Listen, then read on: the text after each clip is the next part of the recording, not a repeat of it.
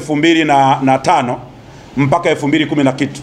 Joseph Steven hapa ndiye amemchukua Lema akampa familia yake Canada pale, amempa nyumba pale. Joseph Steven hapa ndio mwenyekiti wa IDU, International Democratic Union. Joseph Steven hapa ndiye rafiki yake mkubwa ni Tundu Lissu aliyoko gerezani.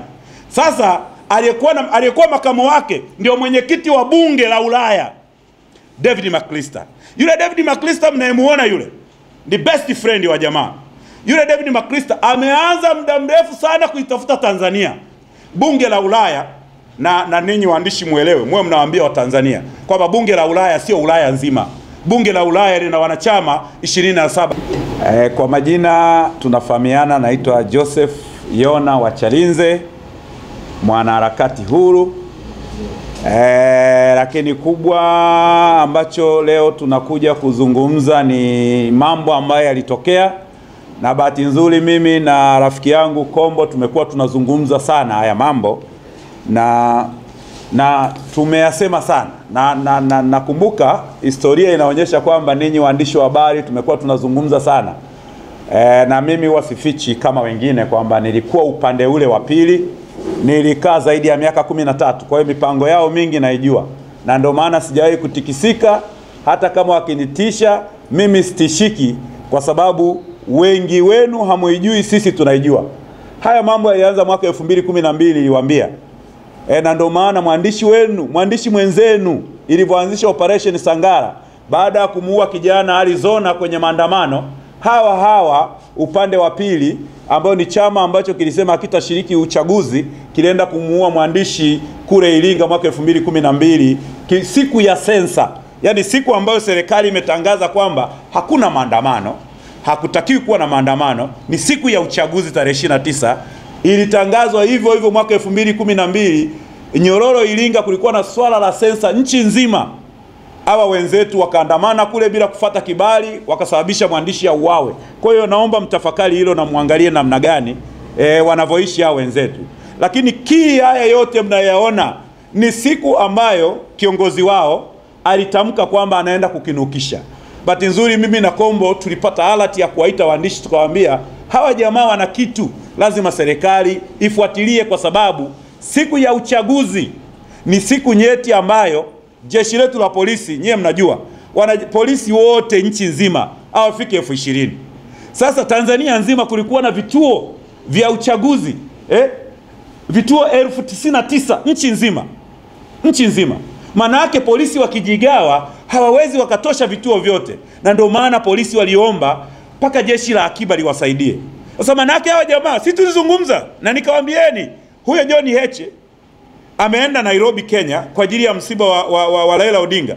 Nikamwambia polisi, muweni makini, nyuma aliondoka Nairobi Kenya akapeleka familia yake, ameenda kuchukua vijana wa Nairobi Kenya pale nyumbani. Sisi Msoma, mimi na uwezo wa kwenda Kenya pale, nikavuka mpakani, nikaenda nikafanya mambo yangu, nikarudi. Ni utaratibu wa kawaida, huwezi kufunga mpaka. Na ndio maana ustaarabu wetu sisi wa Tanzania lazima sasa hivi tuwe makini sana, turudishe ule utaratibu wa wazee wetu. Mjumbe wa nyumba 10, mwenyekiti wa serikali ya mtaa apewe mamlaka ni mtu gani amekuja nyumba hiyo, ili haya mambo yasije kutokea tena.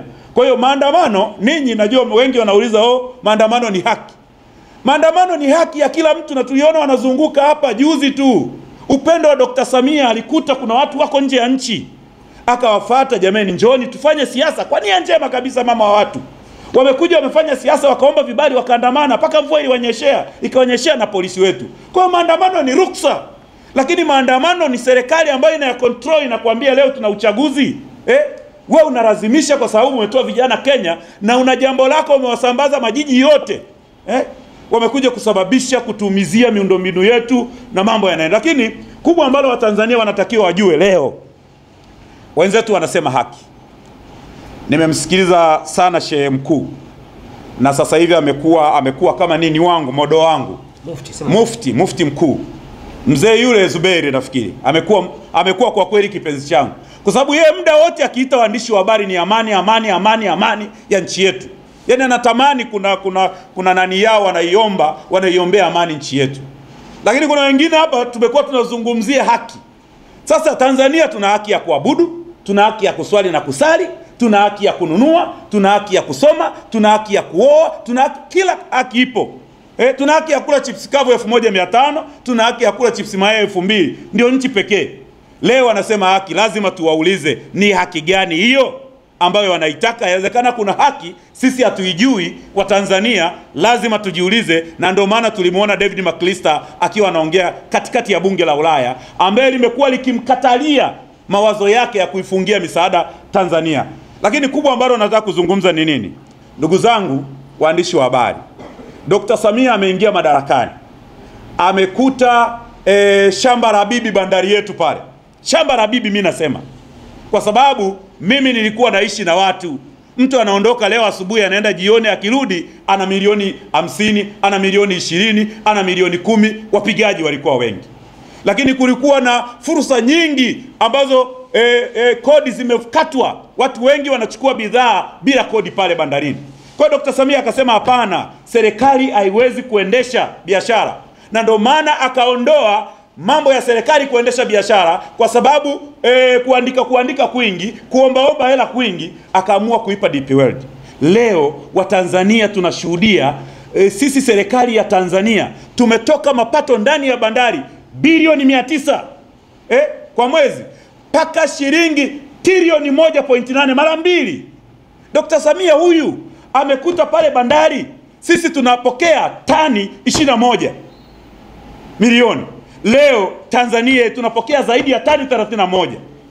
Manake ni nini? Tumempata rais ambaye leo hii miradi yetu na mambo ambayo Mwenyezi Mungu ametupatia yaweze kutuingizia kipato bilioni 900 mpaka trilioni 1.8, mara mbili yake, tani 21 mpaka tani 31. Manake huyu mama ana upendo na taifa hili, na ndio maana ameweza kuanza kulipa mikopo ambayo tumekopa nje ya nchi. Sasa hao wenzetu wanataka nini? Wenzetu hao wameona wivu wa miradi hii, na ndio maana Dr. Samia baada ya kuitoa SGR kutoka hapa kwenda Dodoma, Dr. Samia akawaagiza viongozi wa serikali wahakikishe wanasaini mkataba kutoka Dodoma kwenda Makotopora. Watoe kipande cha kutoka Makotopora wakasaini kwenda Mwanza kupitia hapa wapi pale. Wakasaini mikataba hiyo, lakini akatoa vipande vya kutoka Tabora kuelekea Kigoma, kipande cha kutoka Kigoma paka kwenda nje ya nchi. Sasa hivi wanasaini Burundi. Lakini Dr. Samia bado akasema hapana, kuna Musoma pale, tuna vitu vingi ambavyo vinatakiwa kufanyika.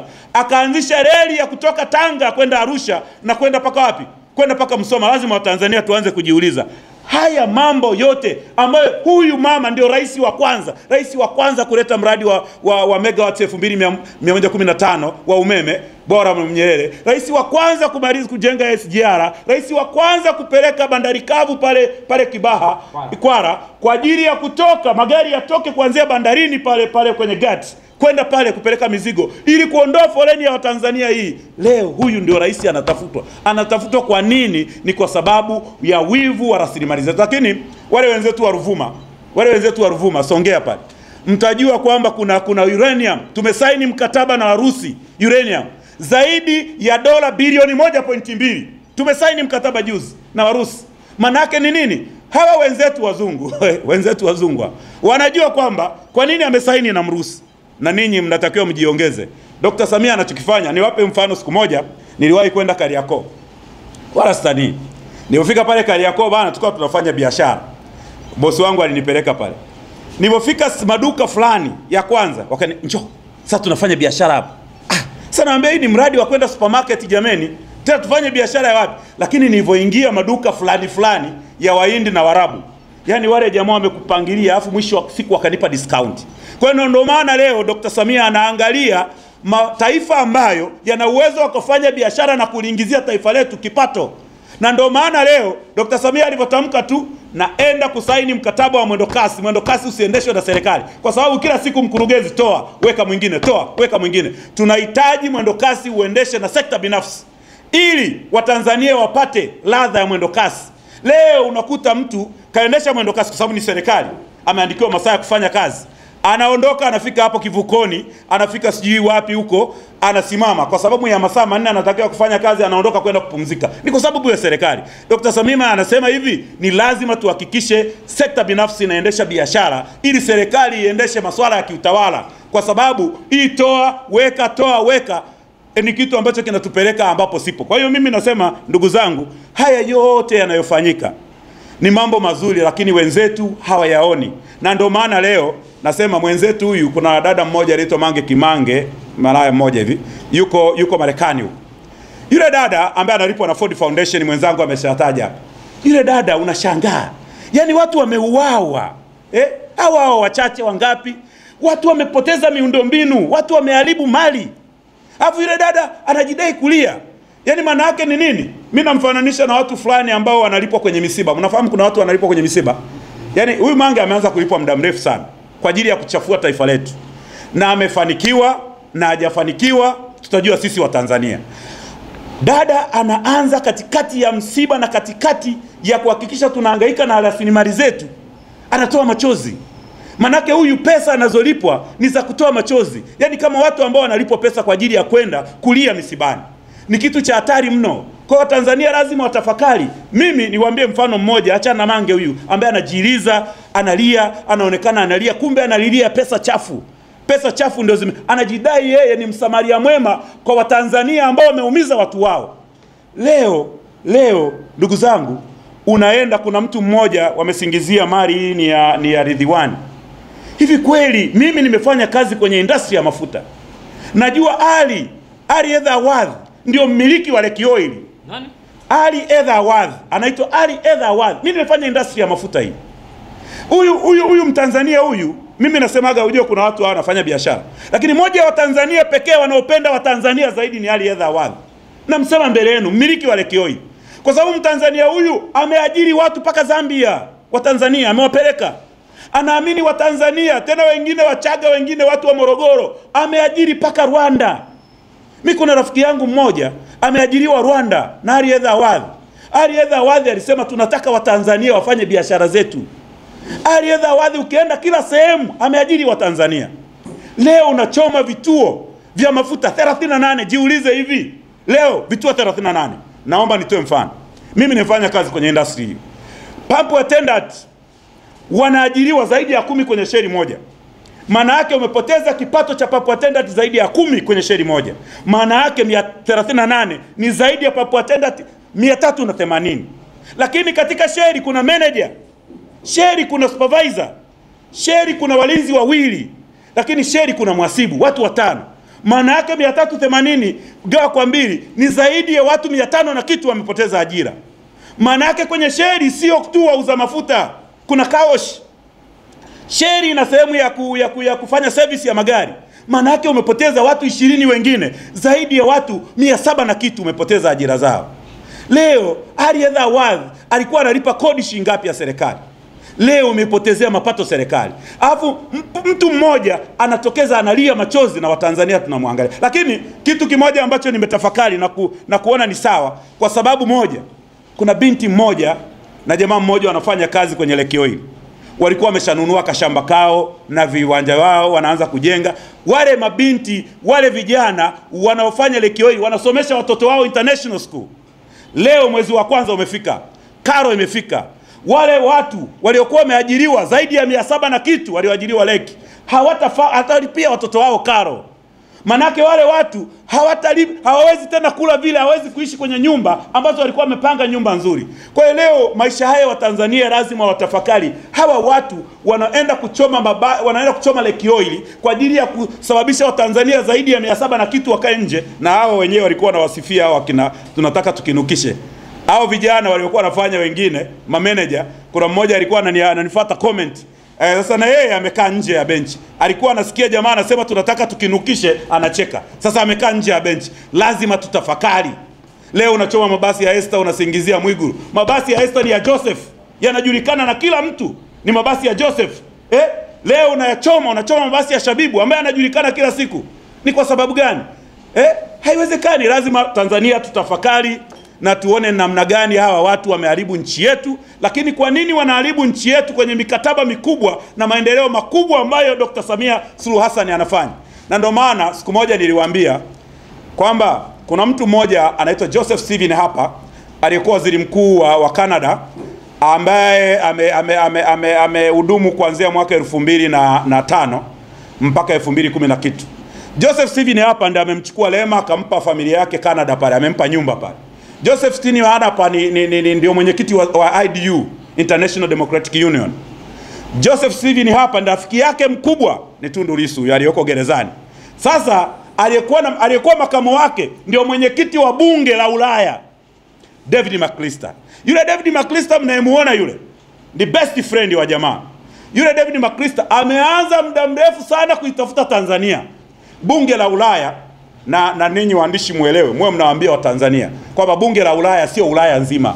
Bunge la Ulaya lina wanachama 27 kati ya Ulaya nzima 40. Hata Uingereza haiko bunge la Ulaya. Bunge la Ulaya, wale bunge la Ulaya wana kitu chao kinaitwa IDU, International Democratic Union.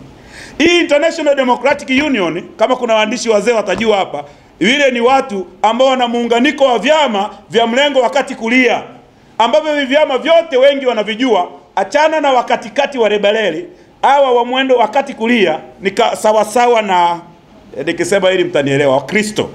Na ndio maana yule David McAllister ni mwanachama wa Christian Democratic Union ya Ujerumani, ilikuwa ya Angela Merkel.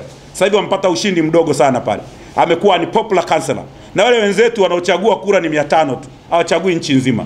Kwa hiyo yule David McAllister yule rafiki ya muhaini yule ambaye amewekwa gerezani yule, ameanza kuitafuta muda mrefu Tanzania. Sasa ameipata. Lakini naomba niwaambie wa Tanzania, bajeti ya Tanzania ni trilioni 56. Bajeti wanaotoa bunge la Ulaya kwa ajili ya kusaidia mambo yetu ni bilioni 400. Maana yake ni 0.7%. Maana yake kwenye bajeti yetu haiwezi kutuathiri. Kwa sababu sisi tuna uwezo wa kukusanya zaidi ya trilioni 1.8 bandarini. Lakini linaloenda kuathiri ni nini sasa? Ambacho sasa ndio serikali inazungumza nao. Wanaenda kuathirika watu wa kawaida, development partner. Sawa? Wadau wa maendeleo huku chini ambazo wengi mnaita NGOs. Wale ndio wanaenda kutikiswa. Tuseme ukweli. Development partner. Na ndio maana natamani sana waziri wetu wa mambo ya nje aendelee kupambana nao. Hizi bilioni 400 haina shida kwetu, kwenye bajeti haitaathiri. Lakini development partner ni watu wa kawaida huku wanajenga nyumba zao, wanaishi maisha yao kwa sababu ya hivi hela, kwa sababu ya kuendesha NGOs. Ukienda ukanda ule wa pwani, kwetu huku pwani, wanatoa mizinga ya nyuki, wanatoa vinani vya kuoka mikate. Maana yake hao ni development partners, wanasaidia NGOs na vikundi vya watu wetu wa kawaida ambao hawajasoma. Kwa hiyo ndio maana nashukuru waziri wetu anapoendelea kupambana nao ili kuhakikisha sasa tunawarudisha ili waendelee kufanya kazi. Lakini na wenyewe wametoa hoja, lakini sio hoja ya kuifungia. Sasa wao jamaa zetu, ukienda kuna vijana wadogo sana ambao mimi nawajua, nyewe mnawajua. Yaani mtoto mdogo ambaye tunajua ametoka familia yatima. Tunamjua maisha yake alikuwa na maisha magumu. Leo akina Hilda Newton, maskini wa Mungu. Leo akina Toa Maipaya wamefungiwa 5 stars hoteli Nairobi kwa ajili ya kuichafua Tanzania. Na South Africa. Ambaye amekimbia South Africa ni kwa mume wake huyu Hilda Newton. Lakini Toa Maipaya bado yuko Pambalu. Yuko pale Nairobi. Wamewekwa kwenye hoteli za kifahari. Kwa nini? Afu tunajiuliza kwa nini kila kitu Rais wa Kenya William Ruto alilaumu Ford Foundation. Lakini tunajiuliza kwa nini kila kitu kinatokea? Lali Madoo wa CNN anatudanganya kuna halaiki za maiti. Sasa kwa mimi nilimuuliza siku moja, sasa hiyo satellite ilikuwa inatembea afu ikakata. Maana satellite ya CNN imechukiwa matukio yote ambayo yako kwa Mange Kimembe na Toa Maipaya. Lakini haijatuonyesha hiyo halaiki, wametuonyesha tu yani kamshare tu pale. Lakini wote wa Tanzania mnajua kama ingekuwepo halaiki, manake askari wangekuwa wanachukua maiti wanaweka kwenye lori. Wanachukua maiti wanaweka kwenye lori. Satellite ingetuonyesha. Wangetoka hapo kwa sababu ya ukubwa wa watu si halaiki. Wangechimba kaburi na skaveta. Manake satellite ingetuonyesha skaveta inachimba kaburi. Hatukatai kwamba katika adha hiyo ya kukataza maandamano, watu mmeandamana, mnachoma miundombinu, wakati polisi wanasimamia uchaguzi, paka kuja wakati ninyi mnachukua mawe kuwarushia, halafu wanakuta mmechoma vituo vya polisi kuiba silaha. Lazima wachukue maamuzi magumu. Kwa hiyo tunaamini vifo vipo, lakini ukweli ni kwamba sio kiasi hicho wanachotudanganya.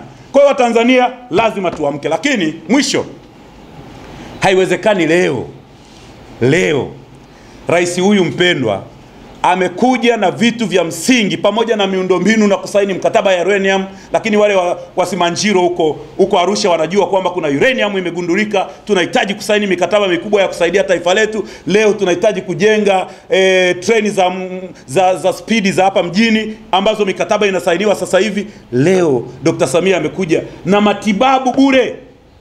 Yani ametafakari, ameona kuna watu wanaumwa kansa, kuna watu wana maumivu mahospitalini, watu wanaumwa magonjwa ya ajabu ajabu, watu wanatibiwa kwa gharama kubwa zaidi ya Laki3 kwa siku. Akasema ninakuja na mfumo wa kuhakikisha hawa wanaoumwa magonjwa haya watibiwe bure. Sasa hawa jamaa wanaona huko nje huko kuna madawa yanakuja hapa kutibu kansa, wanaleta mionzi, mtu anataka kutibu bure. Maana yake nini? Hawa wateja wao waliokuwa wanaenda huko nje kutibiwa haya makansa hawatakuwepo tena, na ndio maana bado wanamshinikiza Mange Kimambe. Lakini amesema kuanzia, hata jana waziri nimemwona amezungumza, maiti sasa hivi toa, mambo ya kumchajisha mtu marufuku. Manake tunampata rais kama huyu na anawaza namna gani, kwa sababu budget ikikubali ndio inakubali. Hatuwezi kutibu tu bure bila budget. Budget imekubali, amesaini mikataba ya DP World, sasa tuna hela nyingi zinaingia, tunahitaji kuhakikisha Watanzania maskini wanatibiwa bure. Kwa hiyo lazima Watanzania tutafakari haya yote yanayotokea, na sasa wanazungumza tarehe 9 Disemba wanaenda kuandamana. Mimi naomba niseme kwamba mimi naomba niseme kwamba waziri wetu wa mambo ya ndani Simbachawene jana nimemwona kwenye Nyama Choma amezungumza kwamba maandamano hayatakuwepo na watahakikisha hakutakuwepo. Kwanza hizo sio maandamano, hiyo ni vurugu. Lakini mimi namuomba waziri aendelee kupambana na hawa watu vijana waliochukuliwa nchi za nje, na endelea kutoa kodi wakiwazuia haya watu wanaotoka nje ya nchi kuja kuhakikisha wanawafidi wa Tanzania uongo, kutuvuruga. Wakiwamaliza hawa, naamini nchi yetu itaendelea kuwa ya amani na utulivu, na wataendelea kumlinda rais wetu mpendwa Dr. Samia Suluhu Hassan. Lakini mwisho mumfikishieni Mufti mkuu kwamba anaendelea kumpa maua yake, kwa sababu anatamani amani ya Watanzania. Asanteni sana na Mungu awabariki. Chache tu ili muhimu, maana tulikuwa tumelisahau. Kwa tena kwa mara ya pili na dogo tu, na ili hapa nizungumze tu jambo moja ya kwamba kwanza ni yalati serikali. La kwanza, hawa watu wanaojiita Ford Foundation ni watu ambao wanatumia pesa nyingi sana kwa ajili ya kuweza kulichafua taifa. Na Tanzania sio kama hatuna vijana wazalendo, ili natuma kwa serikali. Sio kama hatuna vijana wazalendo. Nalizungumzia tena, sio kama hatuna vijana wazalendo. Vijana wazalendo tunao, ila baadhi ya viongozi wetu wa kiserikali wanashindwa kuwatumia. Wawatumie. Tupo vijana wazalendo, wapo vijana wazalendo, watumiwe. Hiyo kwani ujumbe mdogo tukupitia hapo. Lakini kwa ufupi tu niwaambieni chanzo cha Mange, kwa ufupi tu dakika 5 tu, kulikimbia taifa. Mange alikuwa ni alikuwa muuzaji wa madawa kulevya. Mimi mwezi mmoja uliopita kabla ya vurugu hizi nilipata vyanzo vyote na picha alizopigwa, na mmoja kati ya mwandishi aliyepiga hizo picha yupo hapa kipindi Mange amekamatwa Tanzania. Lakini sitamtaja jina kumuhifadhi, ila watu wa mamlaka wakihitaji kupata taarifa za Mange, yupo mtu tuko naye hapa atatusaidia hizo taarifa. Kwa chanzo cha Mange kukimbia taifa, alikuja huku, alikuja kugombea Kinondoni, ilikuwa ni mwaka 2015. Alikuja kugombea nafasi ya ubunge.